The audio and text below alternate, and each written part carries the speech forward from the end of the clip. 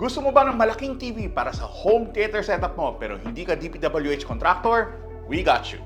This is Devant's new 98-inch TV and it is giant. Lahat ng features ng 4K TV na gusto mo nandito. It only retails for 128,450 pesos. Pero considering the size of the TV that Devant is offering, sobrang okay na ang presyo niya kasi if you take a look at the pricing of other brands compared to this one, makikita nyo na doble, triple, and almost 4 times ang presyo nila.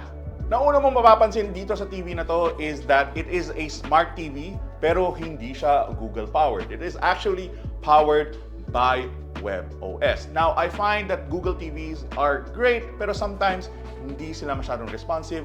Itong WebOS powered na Devant TV, I find super bilis, super responsive, at super dali mag-navigate through the menus. And because it's a smart TV, it has access to YouTube, to Netflix, and all the other streaming services that you can think of. Ang babaw ko, no, ang sobrang favorite ko na feature dito sa TV na to is the mouse. It acts like a Wii U remote where you just basically point at the screen kung saan mo gusto mag-navigate through.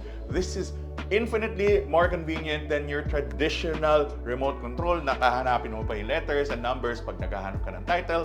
This is definitely faster, easier, and very intuitive to use. Ang sarap talaga manood ng movies dito sa TV na to, especially since sobrang laki niya. Kahit naka-format ang isang movie na 21:9 na may black bar sa taas at sa baba, hindi mo masyadong mapapansin. 4K ang maximum resolution niya and depending on your source, sobrang talas ng display. And dahil bezel-less ang design ng screen na to, sobrang ganda at mamamaximize mo talaga yung screen size mo. May eARC HDMI capability din siya through motion technology at wide color gamut. Sobrang enjoyable talaga manood dito sa TV na ito. Ang ganda rin ng sound quality na to. I don't want to be flagged by YouTube pero just trust us. Dahil malaki yung kaha ng TV na to, malaki din yung space for the speakers and we all know that the bigger the space for your speakers, the better the sound would be. Pero I would suggest that you grab one of Devant's sound bars if you are actually buying this TV. Total, bibili ka na rin naman ng malaking TV. Pair mo na siya ng magandang speakers and Devant will offer that for you if you ever decide to buy this TV. Aside from the price, one of the main downsides of this particular TV for normal users is the weight. Dahil 54 kilograms siya, medyo challenging siya i-mount sa pader. So you will really have to look for bespoke mounting solutions. Kailangan talaga siguraduhin mo na konkreto yung kakabitan ng TV na to. Pero if you do all of that, mounting this to your wall shouldn't be a problem. Because we only did a store visit, we can't really give you a really thorough review of image quality, picture quality, and all that jazz. Pero for most people, actually 90% of the people who are watching this TV, the quality of the display of this TV would be enough. Kung talagang maarte ka, kung talagang theater buff ka, I'm sure you will be looking for another option. Pero kung normal ka na tao, normal nila lang katulad ko, this is a perfect solution for you kung gusto mong gumawa ng parang theater-like experience sa bahay mo without spending 500,000 pesos for a giant QLED TV. At 128,450, medyo may kataasan ang presyo ng TV na to, especially if you're not used to buying bigger TVs.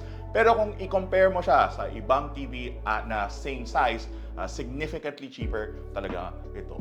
And if you buy it before December 15, you'll get it for significantly less, around 115,600 pesos. Thank you, Devant, for letting us see your gigantic TV.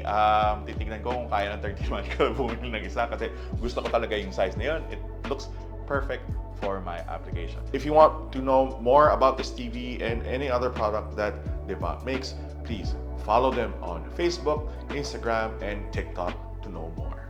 If you guys have any other questions about this particular giant TV from Devant or any other device that we review, let us know down below. And until next time, sana may pera ako pambili ng TV na ito.